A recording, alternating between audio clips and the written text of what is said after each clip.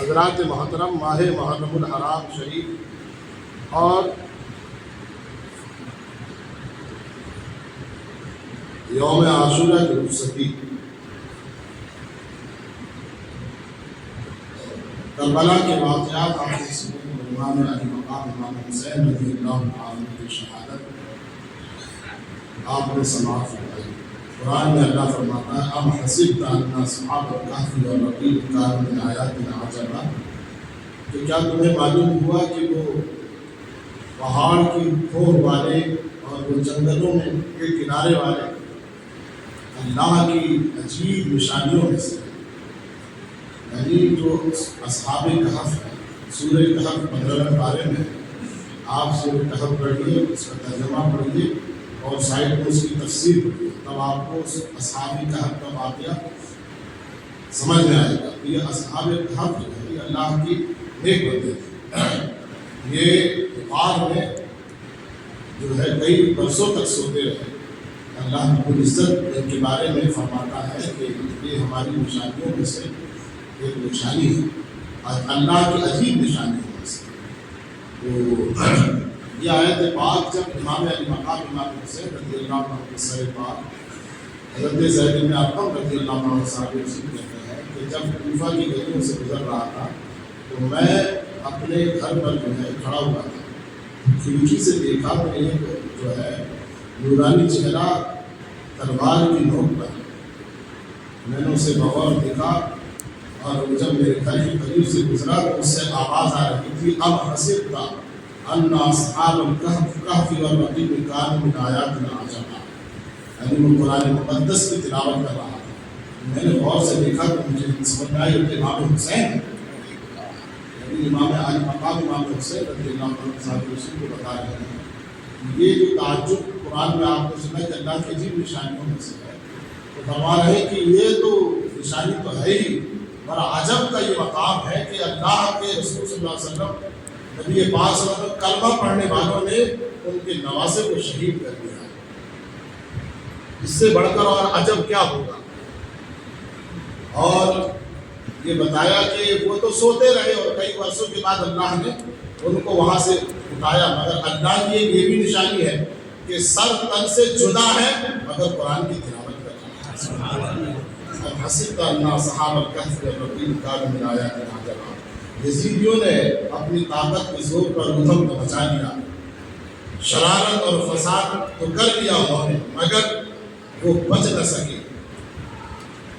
اور آج بھی نہیں بچے، کیونکہ اللہ رب العزت نے اپنے حبیب علیہ السلام سے فرمایا تھا کہ حبیب یحییٰ علیہ السلام کے قتل پر، ان کو جو لوگوں نے شہید کیا اس پر ہم نے 70,000 لوگوں کو ہلاک کیا، اور حبیب تمہارے فرزند کی شہادت پر ہم دگنے 70,000 کو ہم جو ہے ہلاک کریں گے۔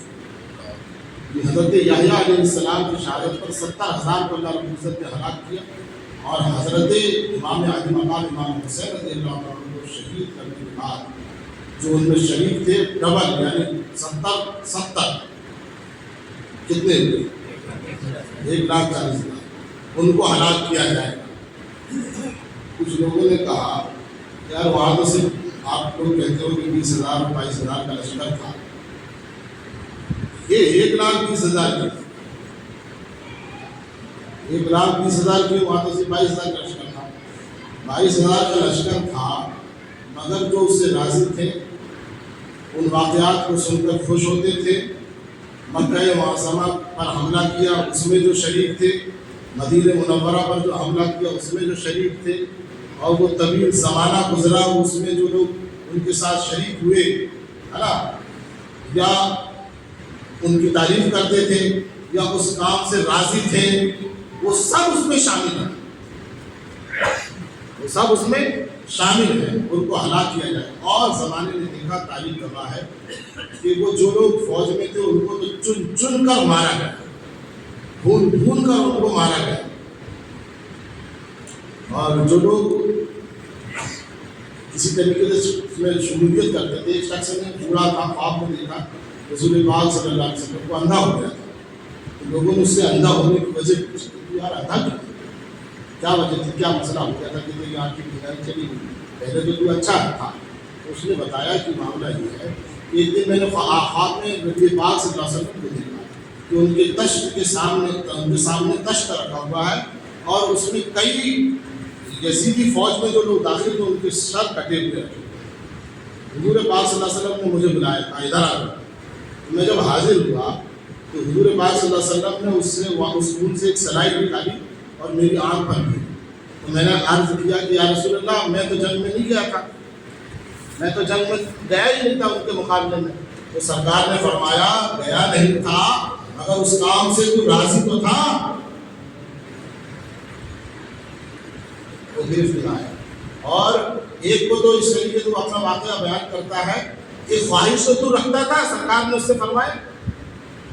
اور ایک ایسا تھا اس کے بعد میں, یعنی یہ تو میں ایک جو چند واقعے آئے ہیں, ورنہ سارے لوگوں کی کہاں تفصیل اتنی بیان کی جاتی ہے. یہ بوڑھا تھا محفل میں, امام علی مقام امام حسین رضی اللہ عنہ کی شہادت کا تذکرہ چل رہا تھا اور لوگ گفتگو کر رہے تھے کہ جو لوگ اس میں شہید تھے نا وہ سب کو جو ہے کوئی اندھا ہو کر مرا, کوئی ننگا ہو کر مرا, کوئی بوڑھا ہو کر مرا, کوئی بہرا ہو کر مرا, اور کچھ جو ہے قتل کیے گئے, مارے گئے. یہ سب تفصیل بھی چل رہی ہے. وہ بوڑھا ہوا بیٹھا ہوا تھا, بولنے لگا میں بھی تو جنگ میں گیا تھا, آج تک میرے کو کچھ بھی نہیں ہوا. یہ دیکھو آج تک مجھے کچھ بھی نہیں ہوا. یہ جب اس نے کہا اور کہنے کے بعد وہ چراغ صحیح کرنے کے لیے اٹھا کہ بھائی چراغ کو درست کرتے ہیں. چراغ کتنی بڑی ہوتی ہے اس میں. اگر جب اس نے کہا تو بتانا بھی یہ تھا کہ اس کے بعد میں بھی جو لوگ اس میں شریک ہوتے رہیں گے, ہے نا, بعد میں بھی جو لوگ حامی اور اس کی جو ہے یزید کی طرفداری کرتے رہیں گے وہ سب اسی زمرے میں چلے جائیں گے. کیونکہ امام حسین کا جو دشمن ہے اس کی تعریف کرنے کا جواز پیدا ہی نہیں ہوتا. اگر آپ حسین والے ہیں تو دشمن کی تعریف کا کیا معنی. آج بھی بہت سارے لوگ ہیں جو یزید کو رحمۃ اللہ علیہ بولتے ہیں, یزید کو امیر المومنین مانتے ہیں, کہتے ہیں یزید صاحب کی کوئی غلطی نہیں تھی اس میں, یہ تو فلاں کا معاملہ تھا. یزید صاحب ہی تو سب سے بڑے گروہ ہنڈار تھے, انہیں نے تو سب سارا کھیل رچا تھا اپنی ذرا سی حکومت, چند دنوں کی حکومت کو بچانے کے لیے. تو وہ چراغ سدھارنے کے لیے اٹھا تو اس کو آگ لگ گئی. اب وہ چلا رہا ہے کہ مجھے آگ لگی بچاؤ, مگر کوئی سن بھی نہیں رہا.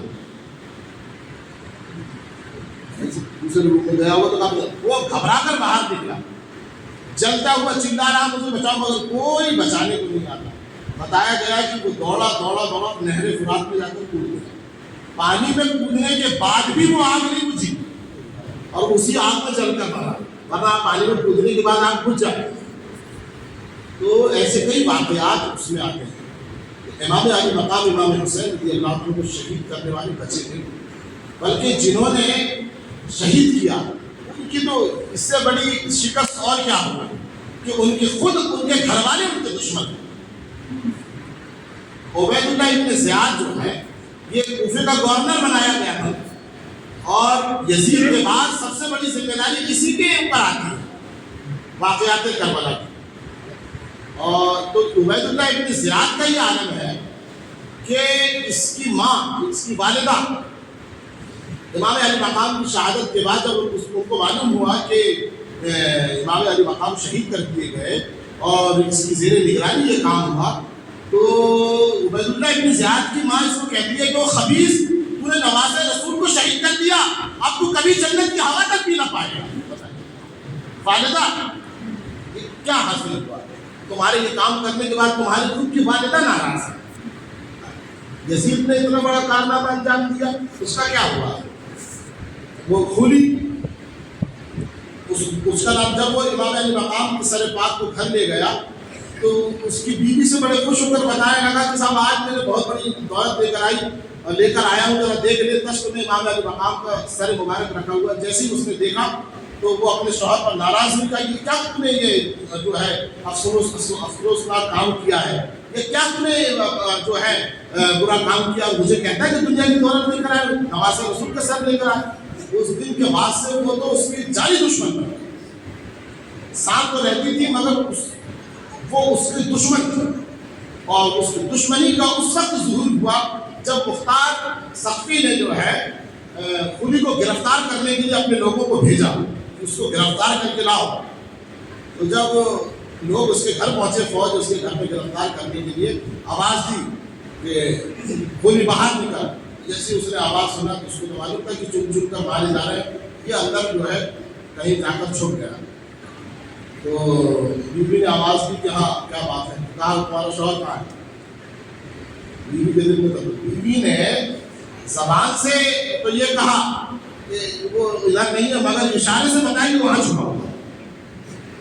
جیسے آدمی بولتا ہے نہیں نہیں نہیں ادھر، ایسا اس نے بتا دیا کیا ملا کہ تمہارے اپنے تمہاری دشمن، اور ابھی تو عذاب تو چل رہا دنیا میں بھی اور آخرت کا بھی عذاب تو چل رہا۔ اب تمہارے یزید نے جو اتنا بڑا جو سب رچا، کیا کس مقصد کے تحت رچا؟ یہ دیکھیے، اس سے میدان کربلا سے جہاں اسلام پر صبر و استقامت کا پیغام ملتا ہے اور شریعت مطہرہ پر قربانی کا جذبہ ملتا ہے، تو وہاں یہ بھی ملتا ہے کہ یہ دنیا کی حکومت، یہ دنیا کے عہدے، یہ جاہ و حشمت، یہ اس کے لیے تم جو ہے اپنی دنیا و آخرت برباد نہ کرنا، یہاں اس سے کام لینا۔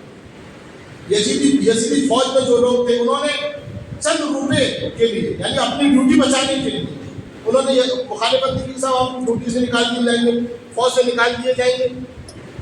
اور عمر بن سعد اس نے کیا کیا، وہ رے کی حکومت اس کو بولتے ہیں، جو ایران میں تہران ہے، وہاں کا دارالخلافہ ہے، اس کو رے کی حکومت کہا جاتا ہے۔ وہاں کی حکومت کا اس سے وعدہ کیا گیا کہ تم کو وہاں کی حکومت دے دی جائے گی، تم وہاں جا کر سنبھالنا۔ تو یہ اسی چکر میں تھا۔ تو جب امام علی مقام امام حسین رضی اللہ تعالیٰ عنہ کے تعلق سے جب شروع میں جب معاملہ آیا، عبید اللہ بن زیاد نے زور ڈالا، تو اس نے اپنے لوگوں سے مشورہ کیا، دوست احباب سے کیا کروں، سبھی لوگوں نے مشورہ دیا یہ کام مت کر، دنیا ٹھکرا دے، مگر امام علی مقام کے خون سے اپنے ہاتھوں کو نہ رنگ، اس کو مشورہ دیا۔ مگر اس کے دماغ میں جو وہ حکومت گھوم رہی تھی، بادشاہیت گھوم رہی تھی، اپنا جو ہے عیش و آرام گھوم رہا تھا، دنیا کی لالچ میں اس نے جو ہے لوگوں کی نہ سنا، اپنے دوست احباب کا، اپنے گھر والوں کا مشورہ نہ سنا، اور یہ امام علی مقام کے مقابلے میں آیا اور امام علی مقام کو شہید کیا۔ تو یہ دنیا کی جو حکومت ہے، یہ دنیا کی لالچ ہے، یہ بہت بری ہے۔ ہمیں مال و دولت کمانے کے لیے اسلام نے منع نہیں فرمایا، مگر مال و دولت میں اتنے خرچ ہو جانا کہ ہم اسلام اور شریعت کو اور جو ہے اللہ کے مقبول بندے اور ان کے نظام کو بالائے طاق رکھتے ہیں۔ جو ایسا کرے گا وہ کربلا کا منظر دیکھیے، وہ دنیا میں بھی رسوا ہوئے اور آخرت میں ان کی رسوائی کا بھی گئی، کچھ نہیں ملا ان کو۔ تو کربلا کے میدان سے یہ بھی پیغام ملتا ہے کہ تمہیں دنیا کمانے کے لیے منع نہیں کیا گیا ہے، بلکہ رسول اللہ صلی اللہ علیہ وسلم کی حدیث شریف ہے، آپ ذرا اس طرح توجہ دیجیے کہ رسول اللہ صلی اللہ علیہ وسلم فرماتے ہیں تم اپنے وارثوں کو غنی بناؤ، تم اپنے وارثوں کو غنی بناؤ، یہ اس سے بہتر ہے کہ تمہارے بعد وہ کسی کے محتاج ہوں۔ سرکار نے فرمایا یہ اس سے بہتر ہے کہ تمہارے بعد کسی کے محتاج ہو، یعنی اپنے وارث جو ہے، اپنے بال بچوں کو غنی بناؤ، مالدار بناؤ، کہ تمہارے انتقال کے بعد وہ اس بات سے بہتر ہے کہ دوسرے کے سامنے مانگتے پھرے، تو اس سے بہتر ہے۔ سرکار اسلام پیغام دیتا ہے اتنا کماؤ کہ تم اور تمہارا پریوار کسی کا محتاج نہ ہو، بس اتنا نہ کماؤ اور اتنے اس مال و دولت میں غرق نہ ہو جاؤ کہ تم اپنی دنیا بھی برباد کرو، آخرت بھی برباد کرو۔ اسی دولت سے کچھ لوگوں نے دین کما لیا اور اسی دولت کے چکر میں کچھ لوگوں نے اپنی دنیا بھی برباد کر دی اور آخرت۔ یہ یزید کا جیتا جاگتا نمونہ آپ کے سامنے، آپ کربلا کی باتیں سنتے یہ بھی سنیے۔ یزید نے آخر کتنی دن کی حکومت کے لیے کام کیا؟ 3.5 سال، 3.5 سال اس نے حکومت کی۔ وہ عمر کتنی تھی؟ جو ہے 38 یا 39 سال کی عمر نہیں ہوتی کتابوں میں، 38 یا 39 سال کی عمر اور 3.5 سال حکومت کی۔ اتنے سے کم وقفے کے لیے، اتنے کم دنوں کے لیے، اتنی کم عمر میں وہ اتنا بڑا گھنونا کام کر گیا، یعنی اس کی دنیا نے اس کو جو ہے تباہ و برباد کر دیا۔ تو یہ دنیا بہت بری بلا ہے، تو یہاں سے جو اپنی حفاظت کر کے نکل گیا وہ کامیاب۔ میدان کربلا سے پیغام ان کو یہی دیا، اور پھر کس رسوائی کے ساتھ اس کی موت ہوئی۔ آدمی میں نے اس کے پہلے بتایا تھا کہ موت ہو تو بھائی عزت دار والی موت ہو، راہ خدا میں موت ہو، مگر کس قدر اس کی موت ہوئی. اس کے ماتھے پر جو ہے صرف امام علی مقام کی شہادت کا ہی معاملہ نہیں ہے، بلکہ مدینہ منورہ کی گلیاں، خانہ کعبہ کی بے حرمتی، اس کے ماتھے پر یہ کلنک لگا ہوا. اس نے شہادت حسین کے بعد وہ اس پر وہ نہیں ہوا، بلکہ اس کی فوج میں اور اس کے لوگ ایسے نہ جانے کون سے لوگ تھے، وہ کتنی دشمنی تھی نہ جانے اسلام اور مسلمانوں سے، کہ مدینہ منورہ پر اس نے حملہ کروایا. اب جو لوگ یزید کے حامی ہیں کہاں تک بچیں گے؟ کہتے ہیں کہ امام حسین کو وہاں نہیں جانا تھا اور اس طریقے سے کچھ باتیں کرتے ہیں اور اس کو ہیلے بہانے ڈھونڈتے ہیں اور یزید کی تعریف کرنے کے چکر میں رہتے ہیں. وہابی فرقہ، صاف طور پہ آپ کو بتا دوں کہ وہابی فرقہ، اس میں بہت سے ایسے لوگ ہیں جو یزید کی وہ امیر المومنین اور رحمۃ اللہ علیہ ہوتے ہیں. آج بھی کچھ لوگ ہیں نہ جانے کس مدینہ منورہ پر اس نے حملہ کروایا. آپ کو بتا دیں کہ 10,000 لوگ شہید ہوئے. اس میں صحابہ بھی تھے، تابعین بھی تھے اور خواتین بھی تھیں. جس مدینہ منورہ کے احترام کے لیے کہ اس کی گلیوں میں مسلمانوں کو خون نہ بہے، میری وجہ سے امام علی مقام نے اس مدینے کو چھوڑ دیا کہ میری وجہ سے.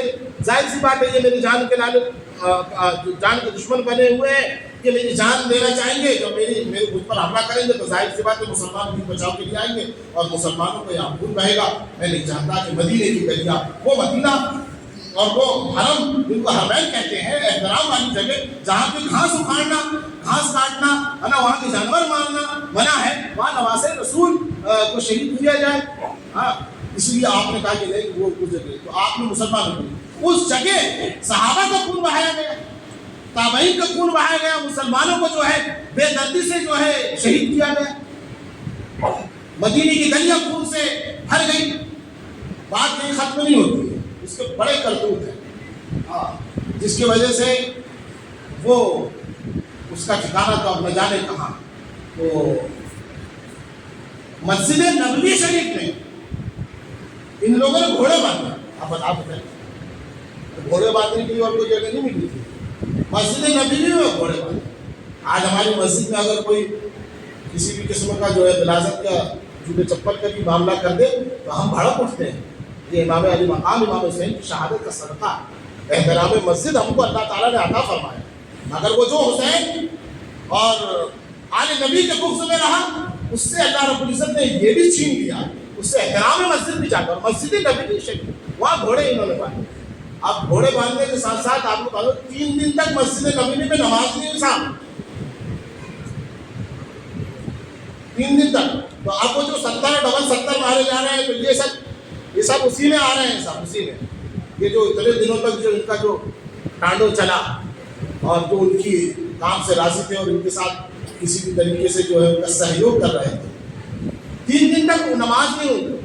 ایک تابعی وہاں پر حضرت سعید وہ وہاں رہتے تھے، ایک دیوانہ بن کر وہ رہتے تھے، دیوانے میں پڑے تھے.